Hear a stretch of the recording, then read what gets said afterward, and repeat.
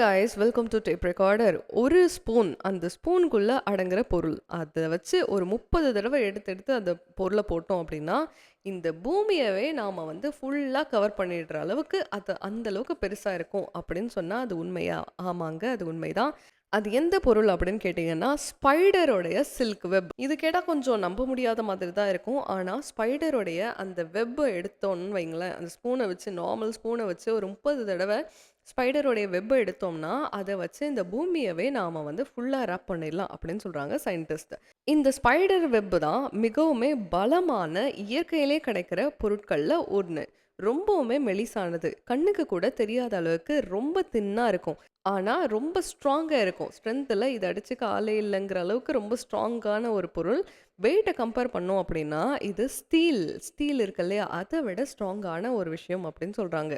Scientist இன்னும் என்ன சொல்கிறாங்கன்னா 30 கரண்டி அளவுக்கு ஸ்பைடரோடைய அந்த வெப்பை வச்சு கலெக்ட் பண்ணோம் அப்படின்னா நுனியிலேருந்து இன்னொரு நுனிக்கு நாம் இழுத்துட்டு இழுத்துட்டு அப்படியே போனோம்னா அதை வச்சு இந்த வேர்ல்டையே நம்ம வந்து ஃபுல்லாக கவர் பண்ணுற அளவுக்கு அது தூரமாக இழுக்க முடியும். அவ்வளோ நீளமாக இருக்கும் அப்படின்னு சொல்கிறாங்க. ஒரு கரண்டி, ஆனால் இந்த பூமி அளவுக்கு பெரிய லென்த்து. அந்த ஸ்பைடர் வெப் ஸ்ட்ராங் மட்டும் கிடையாது, எலாஸ்டிக்கும் கூட. எலாஸ்டிக்னா நம்ம ரப்பர் பேண்டை எவ்வளோ அளவுக்கு இழுப்போம் அந்த அளவுக்கு இழுப்போம் இல்லையா? சின்னதாக இருக்கிற ரப்பர் பேண்டை நல்லா இழுத்தோம்னா அது ரொம்ப லூஸாக அப்படியே எலாஸ்டிக்காக வரும். அதே மாதிரி ஸ்பைடருடைய வெப்புமே 30லேருந்து 40% 30 to 40% வரைக்கும் அதோடைய நீளம் வந்து எக்ஸ்டெண்ட் ஆகும். திரும்பவும் அதோடைய ஒரிஜினல் ஷேப்புக்கே வந்துடும். எப்படி ஒரு ரப்பர் பேண்ட் திரும்பவும் அதோடைய ஒரிஜினல் ஷேப்புக்கு வருமோ அதே மாதிரி. ஸோ பூச்சிகள்லாம் அந்த வெப்குள்ளே மாட்டிக்கிச்சு. இப்போ பூச்சி எவ்வளோ ஃபாஸ்ட்டாக வரும், அப்படி ஃபாஸ்ட்டாக வர பூச்சி கூட அந்த வெப்பில் பட்டுச்சு அப்படின்னா திரும்பவும் அதோட ஷேப் மாறாது, அந்த வெப்பு உடையவும் உடையாது. ஸோ பூச்சிங்கள் கிட்டேருந்து வர்ற எல்லா எனர்ஜியுமே அதை அப்சார்ப் பண்ணிட்டு ஸ்ட்ரென்த்தாகவும் இருக்கும், அதே நேரத்தில் ஃப்ளெக்சிபிலிட்டியாகவும் இருக்கும்.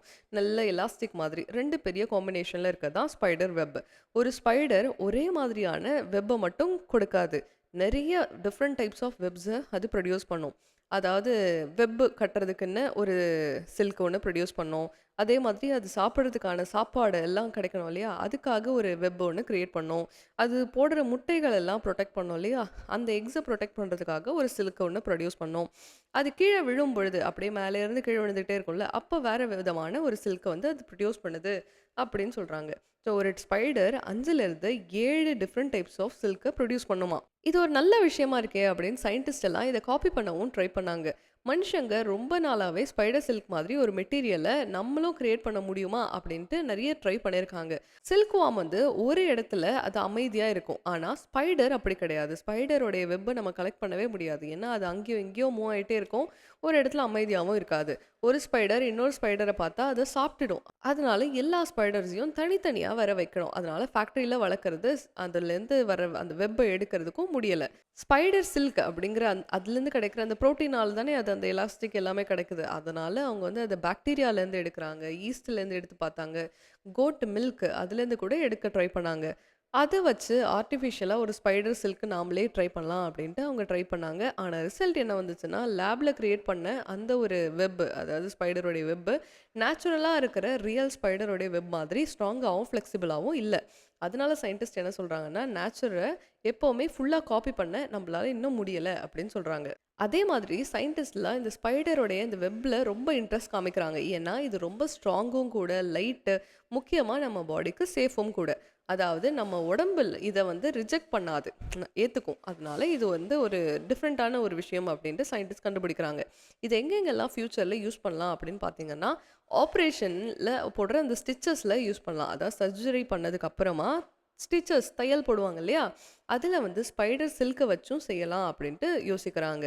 இது பாடிக்குள்ளே தானாகவே அது வந்து அப்படியே கரைஞ்சு போயிடும், அதனால் ரிமூவ் பண்ண தேவைப்படாது அப்படின்ட்டு. அது மட்டும் இல்லாமல் எலும்புகளுக்கும் நம்மளோட சதைகளுக்கும் ஏதாச்சும் ரிப்பேர் ஆகிடுச்சு அப்படின்னா ஆக்சிடெண்ட்டில், அதுக்கு வந்து அந்த லிகமெண்ட் அப்படிங்கிற ஒரு பார்ட் இருக்குது, அண்ட் டெண்டன் அப்படின்னு பாடியில் பார்ட் இருக்குது அந்த எலும்புகள் கிட்ட.